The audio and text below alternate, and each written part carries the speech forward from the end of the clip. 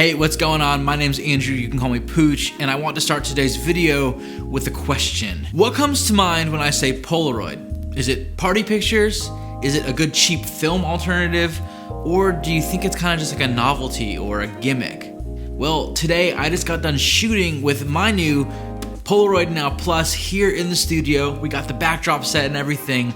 And I want to tell you all about my experience shooting with this camera. So today we're going to talk about the shooting process, we're going to look at the photos, and I'm also going to walk you through kind of my experience and my pros and cons with shooting with the Polaroid Now Plus. All right, welcome to the Less Lonely channel.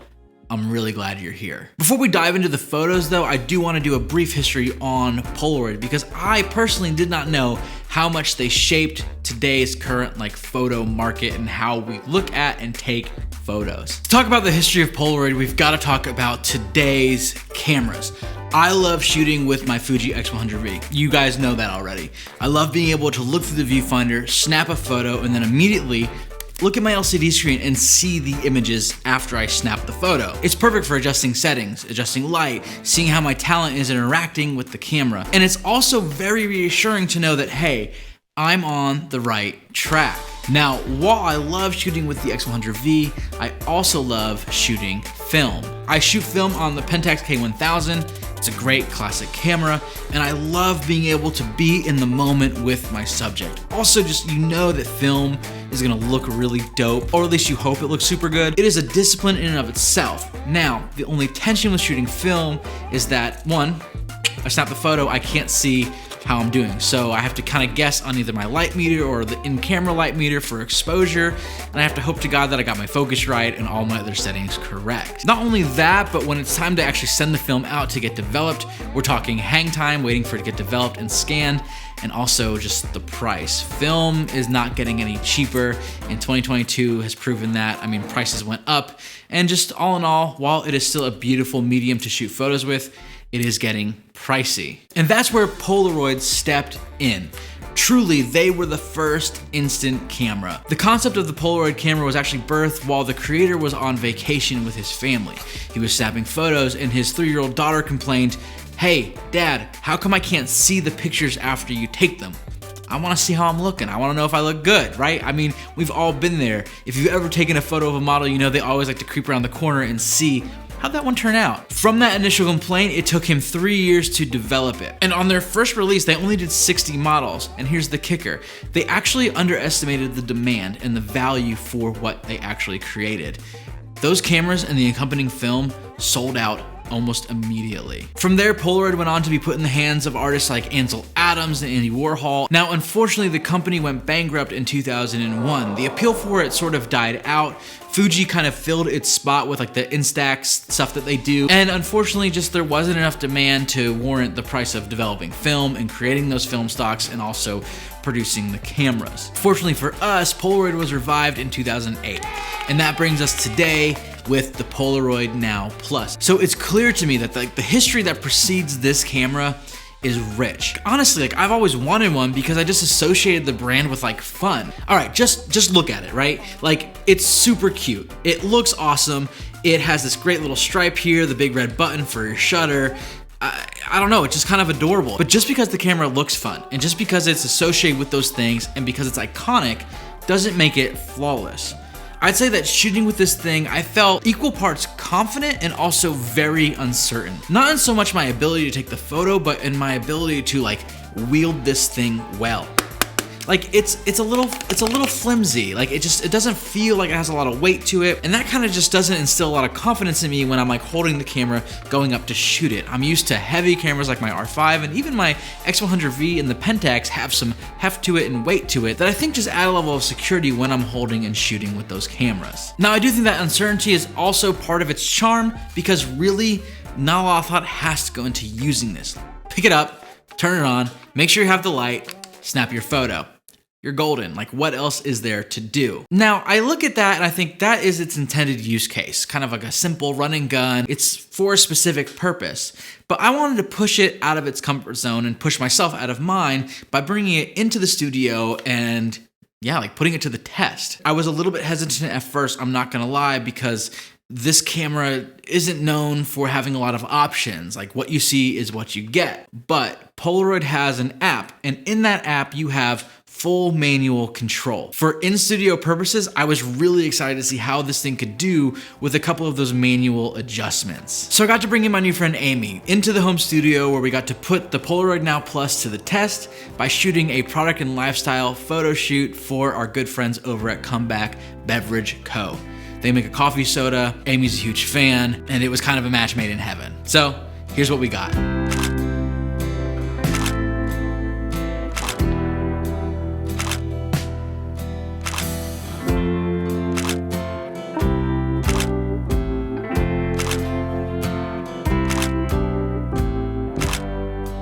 For the shoot, I used Polaroid's Color I-Type film, and I gotta say, I loved the tones. I was really surprised at the green tones and like the mid-tones and the shadows that came through, but I am not complaining.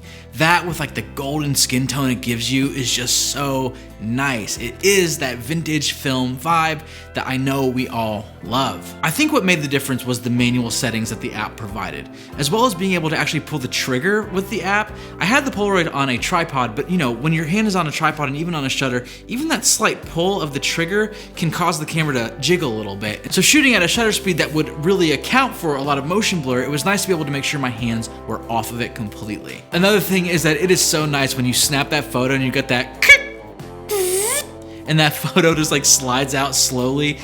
Ooh, it is just very pleasing to the ears. And to know that you've got a film photo in like 10 minutes, just place it face down and take more photos, that's really nice too. It's that instant gratification without it being digital. Now, as you guys saw, there were a few photos that were really either overexposed or soft on focus.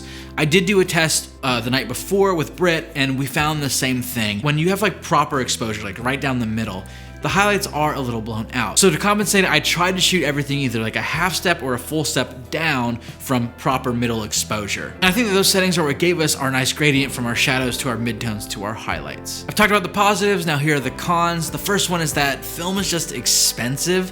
One pack of I-Type color film is gonna run you about $16.99. A 3-pack is gonna be $16 per pack, and then a 5-pack is coming in at a cool $15 per pack. So that's pricey, and you only get 8 photos within each pack, so whew, yeah, that adds up really quick. Second, I will say that even though we do have those manual settings in the app, it's still a little bit challenging. It's fussy, focus kind of gets weird, exposure kind of gets weird. There were photos that I took that I know were a stop underexposed and still kind of provided a blown out look, and I think that's gonna come with just some trial and error of me figuring out how the camera responds to light. When you buy the film, it's gonna say, this film loves light, shoot in brightly lit spaces. That makes sense, but there is always some nuance with those hard and fast rules. Another con is just that this viewfinder, I don't know if you can see it, it's so baby. So like looking through this thing, I was having a hard time sometimes with composing my shot. Like I just didn't quite know like how it was gonna turn out. And there's some elements in some of the photos where like I had a little bit too much headroom,